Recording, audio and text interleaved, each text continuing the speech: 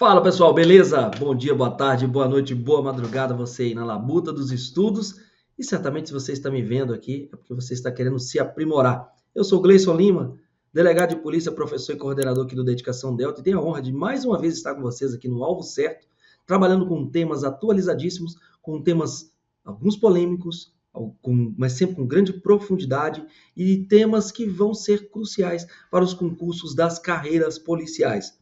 Portanto, se você ainda não nos segue aqui no canal, clique aqui para nos seguir e também acione o sininho de notificações. Dá uma moral, curta o meu vídeo aqui, este vídeo voltado a notícias bem assim, relevantes mesmo, ofertadas aí pela Dedicação Delta de maneira gratuita. Você está na sua casa, está no carro, está no ônibus, está em qualquer lugar, poderá estar ouvindo aí nesse tiro certo, esse alvo certo, um tiro rápido, para que você possa estar aí cada vez mais atualizado e bem bacana aí para o concurso que venha fazer, tudo bem? Vamos lá, sem mais delongas, como sempre eu falo aqui, para a gente poder não perder tempo, o concurseiro não pode perder tempo, aquele que quer se atualizar não pode perder tempo.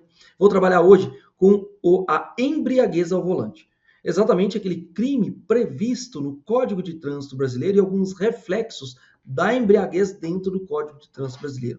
Uma aula bacana, próximo de vocês aí, alguma coisa que a gente vê cotidianamente, vê nos jornais, e é interessante de vocês estarem aqui antenados com o que trabalha a lei, quais são os detalhes dela, tá bom? Sem mais delongas, já vou compartilhar minha tela aqui com vocês. É lembrar que o crime de embriaguez ao volante está previsto no Código de Trânsito Brasileiro, exatamente a Lei 9.503 de 1997, com diversas modificações que ela sofreu neste meio do caminho, e é sobre ela que nós vamos trabalhar hoje especificamente. Nós vamos trabalhar o artigo 306 do Código de Trânsito Brasileiro, sem deixar de falar das infrações administrativas, no crime de homicídio, quando a pessoa está alterada, né, em razão sob influência de álcool, no crime de lesão corporal, quando a pessoa está com capacidade psicomotora alterada em razão também da influência de álcool, a questão das medidas alternativas à prisão em decorrência do sujeito que praticou essa infração de trânsito sob influência de álcool. Portanto,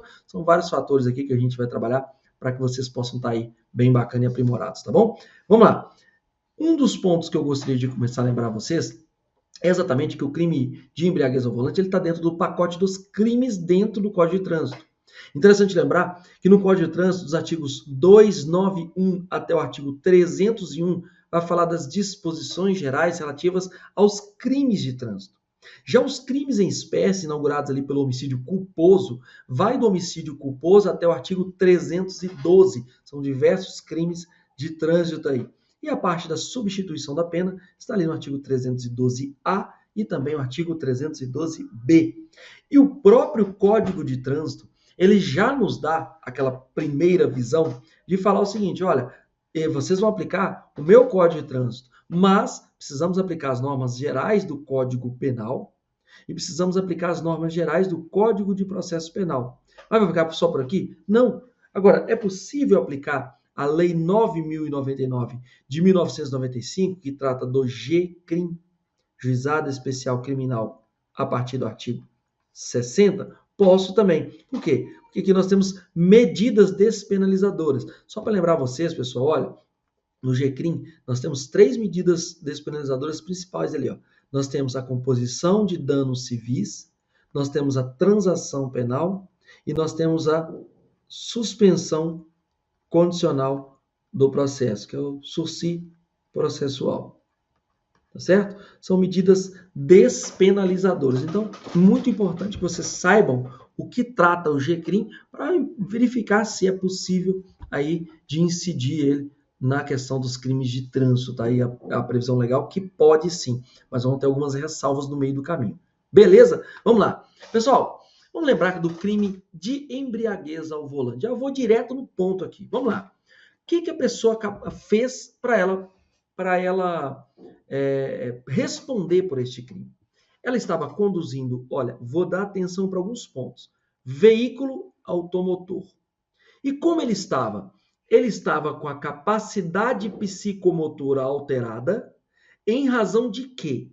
Influência de álcool ou de outra substância psicoativa, pode ser uma droga? Pode, que determine dependência. Qual é a pena? Detenção de 6 meses até 3 anos multa e suspensão ou proibição de se obter a PPD, que é a permissão para dirigir, ou a CNH, de habilitação a dirigir veículo automotor. Vem cá para mim aqui, vamos lá.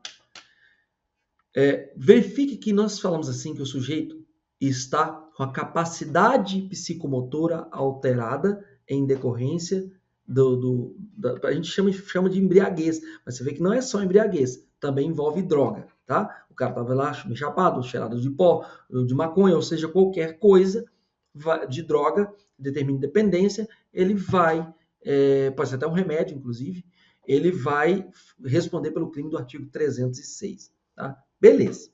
Agora, como eu vou constatar este crime? E eu queria que vocês dessem só uma atenção especial sobre isso aqui, ó. Capacidade psicomotora alterada. Tá? Isso é diferente, que a gente vai falar daqui a pouco, que é sobre influência. Quando eu falo sobre influência, eu não preciso nem medir. O mínimo já vai configurar o que o sujeito bebeu. Quando eu falo capacidade psicomotora alterada, ele deve ter um mínimo de alteração da capacidade psicomotora confirmada para que a gente possa falar que ele ingeriu bebida alcoólica e foi dirigir. Tá bom? Vamos lá. A constatação do crime ela vai se dar por concentração igual ou superior a 6 decigramas de álcool por litro de sangue ou do famoso bafômetro, que são 0,3 miligrama de álcool por litro de ar alveolar. Esse é o mais comum de ser feito, né, gente? Agora, também é possível constatar, através de sinais que indiquem na forma disciplinada pelo CONTRAN, alteração de capacidade psicomotora, também é possível. Mas eu quero chegar em outro ponto. Vamos lá. A constatação do crime poderá ser feita mediante o quê? Teste de alcoolemia, nós acabamos de falar dele. Toxicológico, teste toxicológico também. Exame clínico, pode ser perícia, pode ser vídeo, o cara estava chapadão, deu para ver. Pode ser prova testemunhal do próprio policial que estava no local, ou outros meios de prova em direito admitidos, observado o direito à contraprova. E o interessante é tratar que poderá ser empregado qualquer aparelho homologado pelo Inmetro para determinar o crime do artigo 306. Queria só voltar aqui para a gente trabalhar uma situação. Vamos lá. A pergunta vai ser o seguinte. E se ele estava com a quantidade abaixo de 6 decigramas por litro de sangue, ou quantidade abaixo de 0,3 miligramas por litro de ar alveolar? E se tiver abaixo, ele entra no crime? Não entra no crime. Mas ele bebeu. Ele bebeu uma latinha. Só que na hora que ele fez o bafômetro, deu abaixo. Quando dá abaixo, não dá crime. Uma latinha de cerveja. Vou fazer só latinha. Tô acostumado, pessoal. Pega a latinha. Né? Olha lá. Ficou abaixo? Não deu crime. Mas não dar o crime é porque não estava com a capacidade psicomotora alterada em razão do álcool. Beleza? Ou por causa de droga. Então, entendam de uma vez por todas. Para dar o crime de embriaguez ao volante do artigo 306 do Código de Trânsito Brasileiro, este crime ele precisa ser aferido. Seja porque o cara estava chapadão, cambaleando, o policial viu, testemunhou, tá tudo certo. Seja porque um vídeo conseguiu verificar que ele estava com os olhos vermelhos, fala desenrolada, desencontrada. Mas o que é importante quando a gente fala do teste, seja o de bafômetro, seja o teste de sangue, é que ele tem que observar esse mínimo. Se não chegou no mínimo, não vai dar o crime. Muita gente tem dificuldade de entender isso. Agora eu vou mostrar outra coisa para vocês aqui. Tá aqui, ó. Vamos lá. Olha aqui. Olha a infração administrativa. O que é a infração administrativa? São duas coisas diferentes. Crime e infração administrativa. Está no próprio Código de Trânsito, 165. Dirigir sob a influência de álcool ou qualquer outra substância psicoativa que determine dependência. Lembra que aqui, ó, quando a gente volta a ele fala aqui, ó, capacidade psicomotora alterada. Agora vamos lá para a infração administrativa. Fala aqui, ó, sob influência de álcool. Ou seja, aqui qualquer quantidade já vai dar infração administrativa. Então o cara mediu lá, deu 0,3 miligramas por litro de ar alveolar. Vai dar? o crime? Eu vou colocar 0,31. Vai dar o crime? Vai dar o crime. Agora o cara chegou lá, 0,2 miligramas por litro de ar alveolar. Vai dar o crime aqui? O crime não. Mas vai dar infração administrativa? Vai. Porque a infração administrativa é qualquer influência. Não precisa de tudo isso. Beleza? Qual é a consequência? Infração gravíssima, penalidade de multa 10 vezes, tá carinho, viu? Suspensão do direito de dirigir por 12 meses, multa em dobro em caso de reincidência no período de 12 meses, tá certo? Agora, qual é a medida administrativa? Vai recolher a CNH, Carteira Nacional de Habilitação, ou a PPD, que é permissão para dirigir, e a retenção desse veículo, até que alguém chegue e pegue, ou então vai ter que ser recolhido ao pátio, tá bom? Mas vamos lá. Também vai ser infração administrativa, isso aqui é interessante, a pessoa que se recusa a submeter-se ao teste do bafômetro, por exemplo. Aqui, ó, a pessoa que se recusa em ser submetida ao teste, ou até mesmo o exame clínico, a perícia ou outro procedimento que permita certificar influência de álcool ou outra substância psicoativa, você se recusa, você pode ser obrigado a fazer? Não. Mas o que poderá acontecer? Você estará cometendo a infração de trânsito.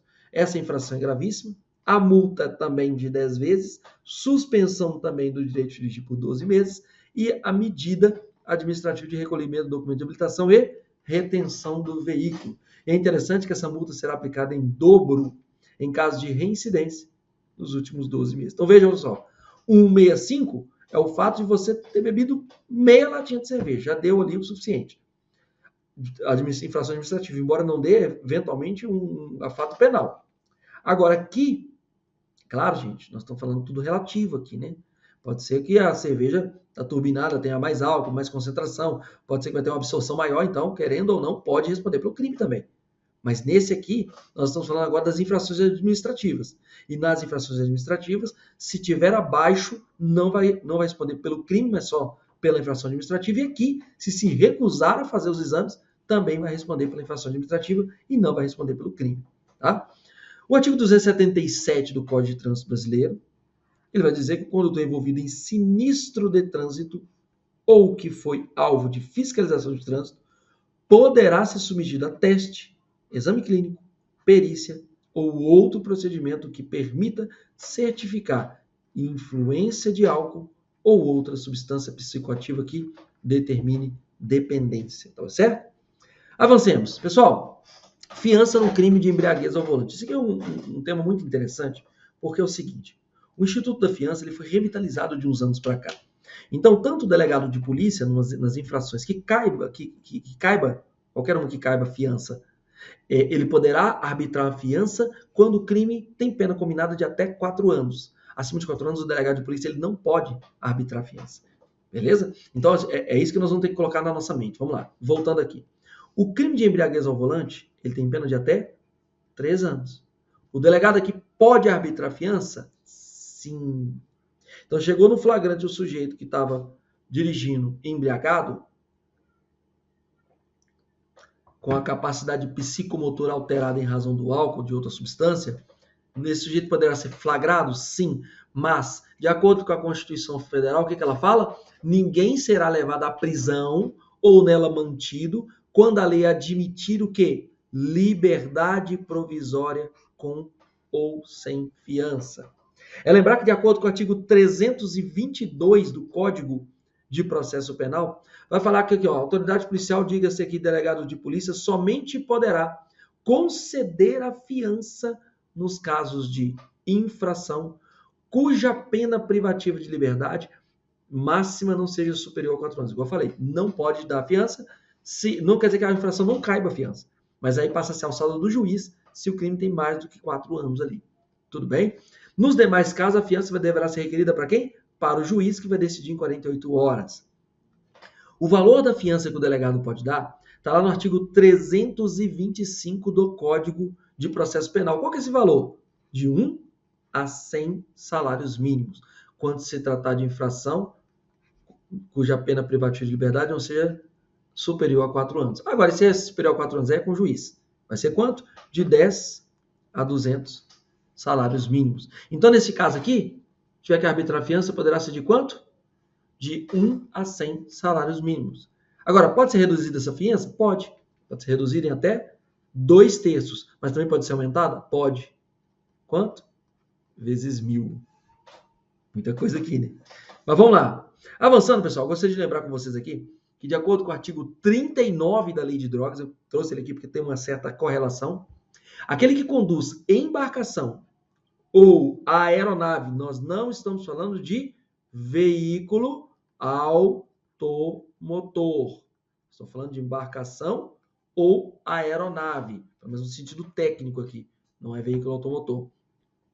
E aí, se ele conduz embarcação ou aeronave após o consumo de drogas, isso por isso que está na lei de drogas, expondo a dano potencial à incolumidade de outrem, a pena de 6 meses a 3 anos, inclusive a pena idêntica, além da apreensão do veículo, cassação da habilitação respectiva ou proibição de obtê-la pelo mesmo prazo da pena privativa de liberdade.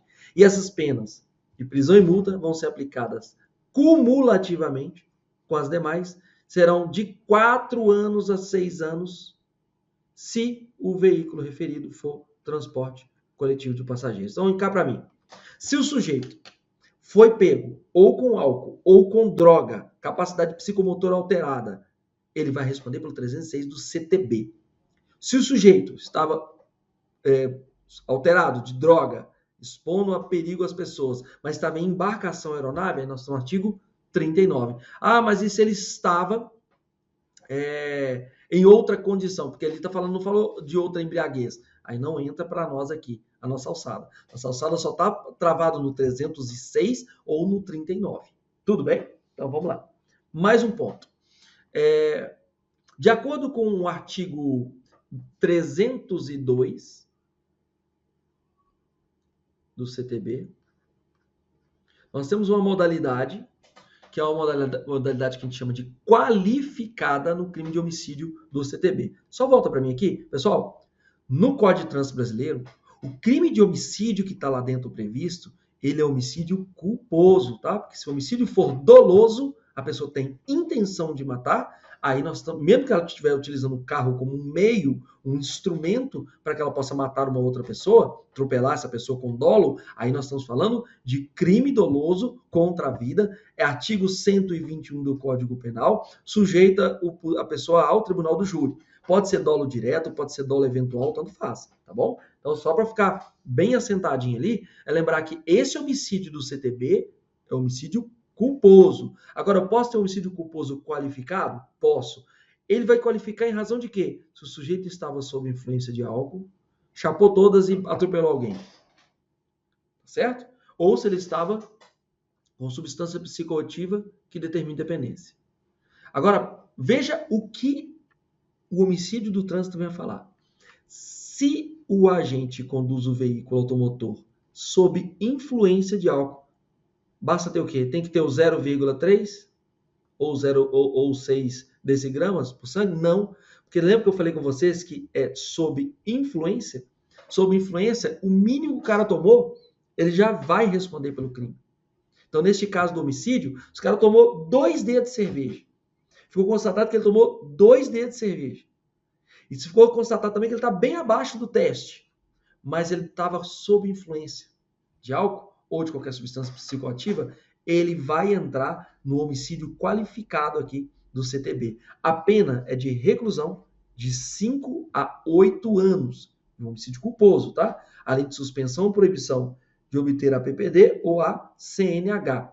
O interessante aqui lembrar que é o seguinte, basta a influência. Não precisa estar com a capacidade psicomotora alterada em razão da influência de álcool ou de outra substância que determina dependência. Essa mudança é crucial. Para o homicídio, tomou um tiquinho já era. Tá? E aí vão lembrar que trata-se de crime culposo. Se doloso, mesmo que for dolo eventual, ou seja, a pessoa assume o risco da produção daquele resultado, vamos aplicar o Código Penal. Agora, se é culposo, é do CTB mesmo, tudo mais, vai ficar no CTB. Mas tem outro crime, que é o crime do artigo 303. Aqui no 303 é a lesão corporal do Código de Trânsito quando ela ela está qualificada em razão da capacidade psicomotora alterada. Opa, tá falando influência? Não. Capacidade psicomotora alterada em razão do álcool, substância psicoativa que determina dependência. Então cai para mim. Cai para mim. Para entrar no 306, que é só embriaguez ao volante, capacidade psicomotora alterada. Porque senão vai virar só infração administrativa. Para homicídio culposo no Código de Trânsito, se o cara tomou praticamente nada, ainda que seja abaixo do teste de etilômetro, vai dar o homicídio qualificado. Porque basta influência de álcool.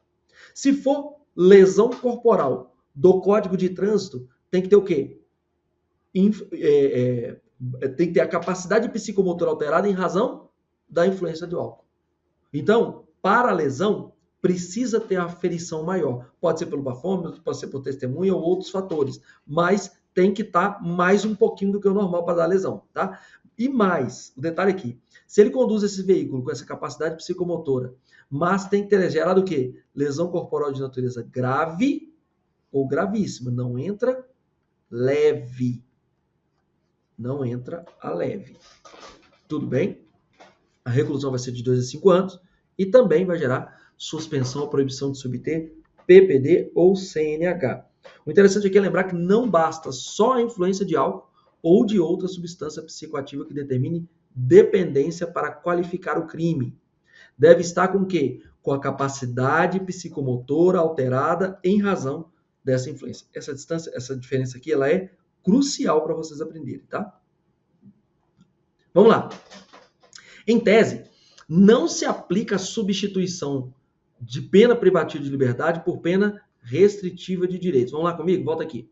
Pessoal, de acordo com o artigo 44 do nosso Código Penal, nós temos a famosa substituição de pena privativa de liberdade por pena restritiva de direitos. Ou seja, ao invés do sujeito ir para a cadeia, pena de reclusão, detenção e tal, ele não vai para a cadeia, ele vai prestação de serviço à comunidade, prestação pecuniária, limitação de final de semana, enfim, ele poderá cumprir uma gama de situações sem precisar necessariamente ir para a cadeia. Tá? É isso aí que fala substituição de pena. E o CTB, ele tem suas próprias substituições de pena.